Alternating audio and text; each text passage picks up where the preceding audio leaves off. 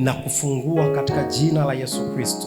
Hata ndugu zako waliofungwa, kunawezekana wewe ni mmoja wa watu ambao umeshachomoka katika ufalme wa Mungu, upo kwenye ufalme wa Mungu, lakini kuna ndugu wamefungwa. Kuna mwingine amefungwa na vifungo vya ulevi, kuna mwingine amefungwa kwenye vifungo vya uzinzi, kuna mwingine amefungwa kwenye vifungo vya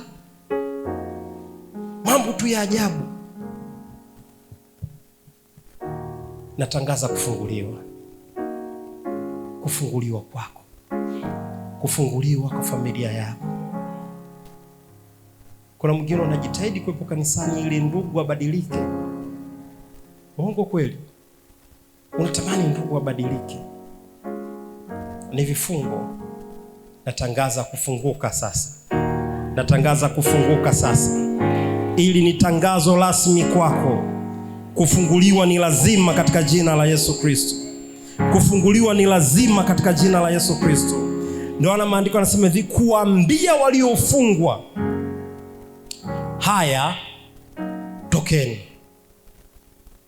Popote pale walipo ndugu zako au shughuli yako fulani, na kutangazia toka sasa.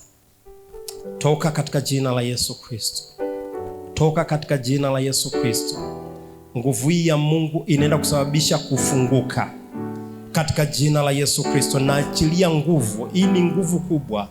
Huu ni upako mkubwa utakaoenda hadi kwenye nyumba yako, utakaoenda kwa watoto wako.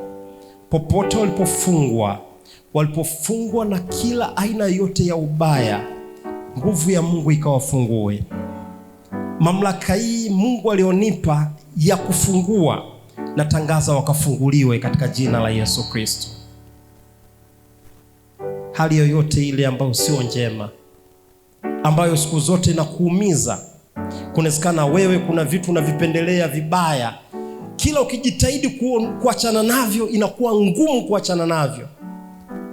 Hicho ni kifungo, na kuamuru utoke kwenye kifungo hicho, na kuamuru utoke kwenye hicho kifungo katika jina la Yesu Kristo.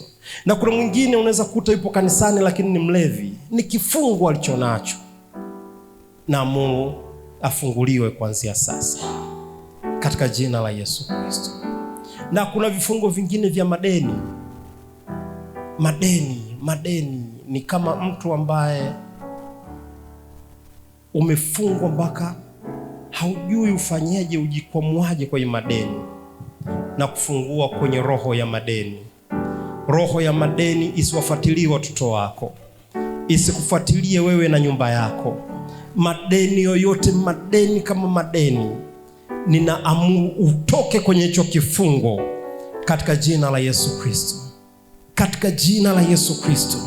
Kifungo kilichofungwa hakina nafasi kwako tena.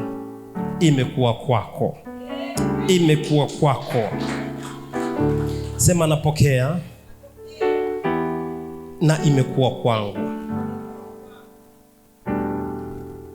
Na nimepokea ufungulivu, mimi na familia yangu, katika jina la Yesu Kristo.